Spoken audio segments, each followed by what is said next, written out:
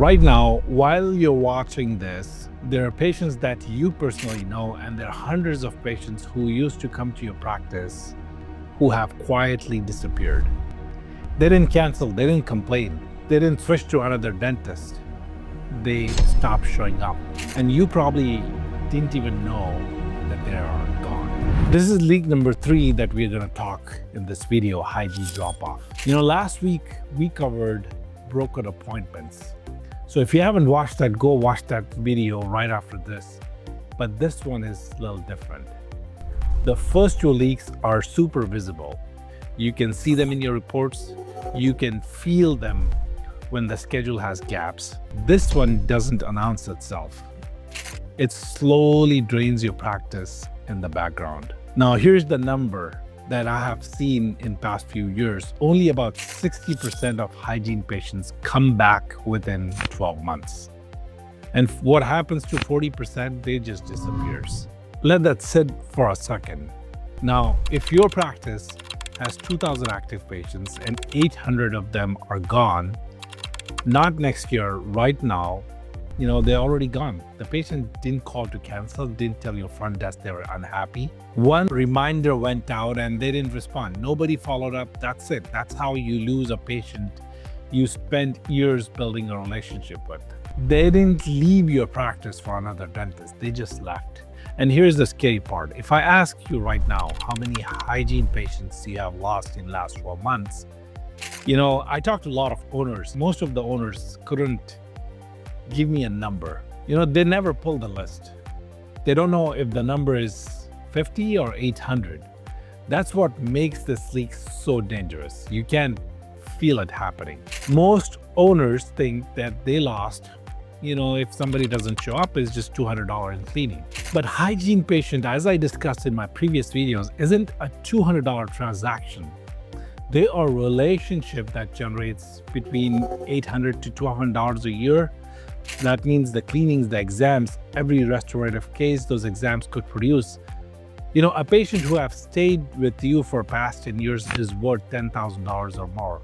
And you lost them because nobody made a second phone call or sent a second reminder. Now multiply that by number of patients who have quietly walked away. Most owners have never done that math. When they do, the number is super terrifying. And here's the underneath. Every hygiene visit is an entry point for a diagnosis. It's where your provider catches all the issues, the cracks, and they flag the periods, restorations. When a patient stops coming in for hygiene, you just didn't lose the cleaning, but you lost entire pipeline for that patient. Forever hygiene is the engine that feeds your practice. When it starts draining, everything downstream drains with it. So why does this keep happening? There are 3 reasons, and I'm going to discuss one reason at a time why this keeps happening. Most practices send, one recall reminder and call it done, one text and maybe one email. Patient doesn't respond and that's it. Nobody picks up the phone and practice moves on. I'm going to tell you that one reminder is not a recall system. It's just your wish. And then there's a reason number 2. There is no difference between the patient who is 2 weeks overdue and who is 6 months overdue. They all get same generic reminders from your practice, but those are completely different situations.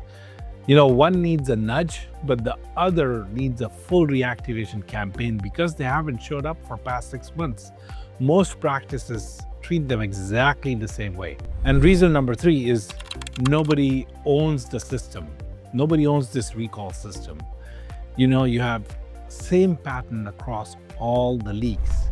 If you ask your team who's responsible for, taking care of this overdue patients and bring them back on schedule, none of the staff members has an idea about what needs to be done.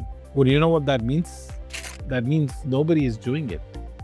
The pattern across the 5 leaks is the same. And as a practice owner or office manager, you have to understand that the data exists on this and nobody acts on it. And the money just continues to disappear. Practices that fix this, they run a tiered system, not one reminder for everyone, not, one single same reminder for everyone. Different approaches based on how overdue the patient is. Due within 30 days, they get a light touch, a nudge, a couple of automated reminders with a scheduling link. Most of these patients book themselves without anyone lifting a finger. For 30 to 90 days segment, you need a little bit more urgency, more touches, more personalization. Text, email, then another text with specific times. If they haven't responded, a phone call from a real person will help. Now, if somebody is 90 days or more, you need to get in full reactivation mode. You're not reminding anymore. You need somebody to win them back. Now, this could be done within your office, or you can outsource this work. And there are companies that will help you win them back with different messaging. You need to emphasize insurance benefits that are going unused. Keep reaching out for 30 days before you consider them gone. Now, these are the 3 tiers. The more overdue, the more effort.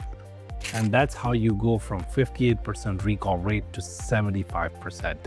And that 17-point jump is the hundreds of patients and hundreds of thousands of dollars. And here's what changes when you get this right. Your hygiene schedule stays full, your restorative pipeline stays fed, your patient base stops shrinking and starts growing again. Not because you spend more on marketing, because you stop losing the patients you already had in your system. Reactivation doesn't just recover one appointment. It recovers an entire patient relationship. That was leak number 3. Hygiene drop-off. The silent killer. 40% of your patients are quietly disappearing, and most practices don't notice until it's too late. The cost isn't the cleanings, it's the exams, the treatment, the lifetime value. The referrals. One lost hygiene patient can cost $10,000 or more over their lifetime.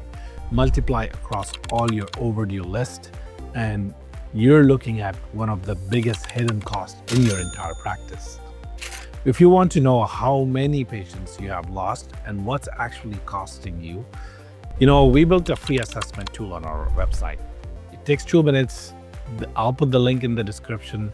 Just take a quick test. Next week, we're going to talk about leak number 4, insurance friction. And this one is going to frustrate you because the problem is so obvious, and almost every practice in the country still has it. The average dental practice has a claim denial rate between 10 and 12%. For medical, it's under 3%. Dental is one of the worst in all of the healthcare. And it's not because of the insurance companies, it's because of what happens or what doesn't happen at the front desk.